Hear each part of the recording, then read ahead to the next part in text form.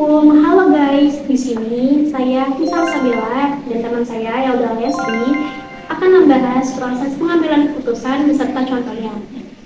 Nah, untuk tahu bagaimana proses pengambilan keputusan itu, tetap stay di video kami ya.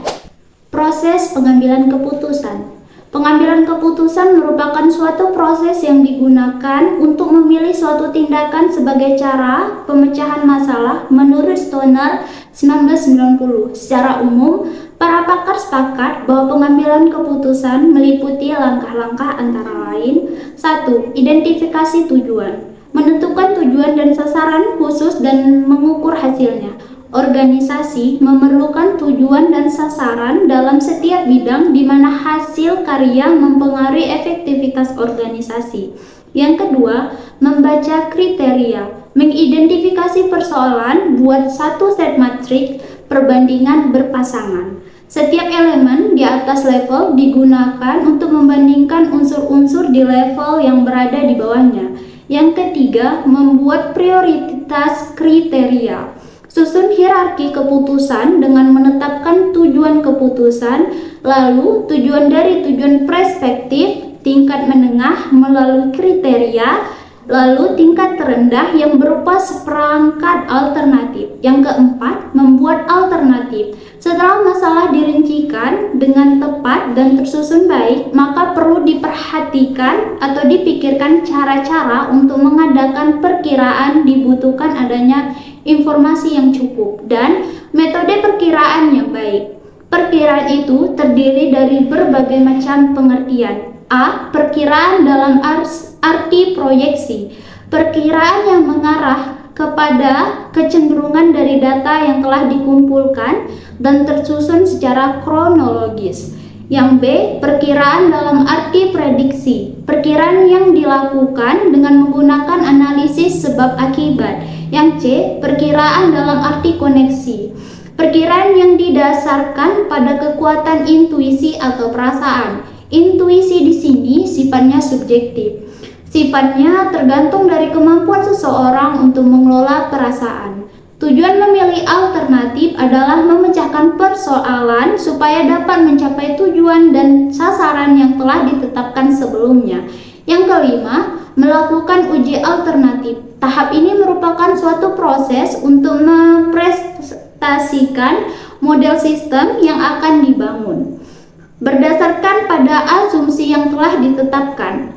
Dalam tahap ini, suatu model dari masalah dibuat, diuji, dan divalidasi. Melakukan pengujian dan memilih keputusan terbaik berdasarkan kriteria tertentu yang telah ditentukan dan mengarah kepada tujuan yang ingin dicapai. Yang keenam, menetapkan alternatif. Nah, fase ini merupakan bagian tersulit yang harus dilakukan oleh seorang pengambil keputusan. Namun, dengan mengikuti prosedur yang runut dan rinci dan berorientasi pada penyelesaian masalah, dapat diyakini akan menghasilkan keputusan yang memuaskan. Pemilihan satu alternatif yang dianggap paling tepat atau pemecahan masalah tertentu dilakukan atas dasar pertimbangan yang matang atau rekomendasi. Kerjasama dapat diciptakan jika pimpinan memiliki keterampilan. Yang ketujuh, pelaksanaan. Nah, dalam pelaksanaan, keputusan berarti kita harus mampu menerima dampak yang positif atau negatif. Ketika menerima dampak yang negatif, kita juga harus mempunyai alternatif yang lain. Yang kedelapan, modifikasi evaluasi alternatif. Setelah keputusan dijalankan, seharusnya pimpinan dapat mengukur dampak dari keputusan yang telah dibuat. Penilaian ulang perlu diadakan. Faktor-faktor penentu yang akan dinilai harus diputuskan sejak awal dan tidak setelah pelaksanaan berjalan. Dengan cara ini, memang akan mudah terjadi debat yang hangat, namun akurasi akan lebih terjamin. Kamu tahu nggak contoh dari proses pengambilan keputusan? Yang saya tahu, contohnya bisa dilihat dari sisi Mandiri 21 Makassar. Atau permasalahan dari sisi Mandiri 21 Makassar? Masalah yang terjadi awalnya pihak konsumen dianjurkan menggunakan produk pupuk dengan dosis tertentu untuk menghasilkan hasil yang maksimal. Nah, seiring berjalannya waktu, pH pada tanah di lokasi mengalami penurunan.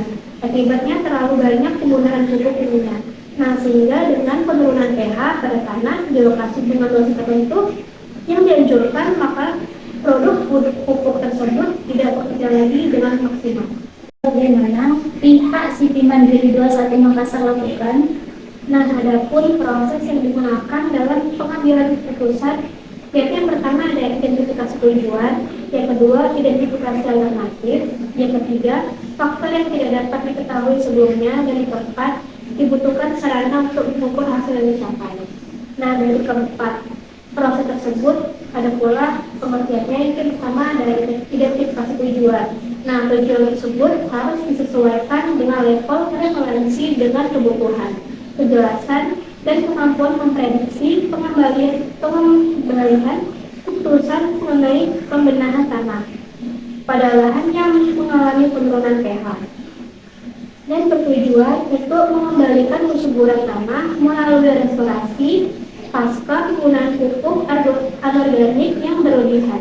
Nah, sehingga tanah kembali ke pH normal yang dapat meningkatkan kualitas kinerja pada disebutkan pemenahan tanah untuk mengembalikan kesuburan tanah dari kerusakan akibat pupuk kimia. Nah, yang kedua ada identifikasi alternatif. Nah, pada indikator ini digunakan untuk mencapai tujuan dari pengambilan keputusan dengan membuat beberapa alternatif atau pilihan yang nantinya perlu dipilih salah satu yang dianggap paling tepat. Nah, alternatif lain yang akan diambil yaitu meningkatkan dosis pemakaian pada tanah yang mengalami penurunan pH tanah. Nah, yang ketiga ada faktor yang tidak dapat diketahui sebelumnya. Faktor ini yang tidak dapat diketahui sebelumnya, artinya keberhasilan pemilihan alternatif itu baru dapat diketahui setelah keputusan itu dilaksanakan. Karena itu, kemampuan seseorang pemimpin untuk memperkirakan dan mempertimbangkan keputusan yang akan diambil. Nah, untuk mempertimbangkan keputusan yang akan diambil, menentukan berhasil tidaknya keputusan yang dipilih di masa yang akan datang. Nah, pertimbangan Sipi Mandiri 21 Makassar ini mempertimbangkan dari jangka panjang dari pihak konsumen maupun perusahaan. Nah, yang keempat ada dibutuhkan sarana untuk mengukur hasil yang dicapai. Nah, keputusan alternatif ini yang telah diambil atau terlaksana di lapangan dibutuhkan sarana untuk mengukur hasil yang dicapai dari keputusan yang diambil dan peristiwa di luar jangkauan perusahaan itu. Nah, yang bisa saya simpulkan dari hasil proses pengambilan keputusan ini adalah konsumen yang sudah dilakukan pembenahan tanah dengan produksi Sipi Mandiri 21 Makassar pada lahannya merasa puas atau atas perubahan signifikan yang telah dilakukan pembenahan tanah dengan menggunakan produksi Sipi Mandiri 21 Makassar. Nah, demikian disimpulkan pengambilan keputusan manajerial yang dapat meningkatkan kualitas kinerja produk perusahaan Sipi Mandiri 21 Makassar.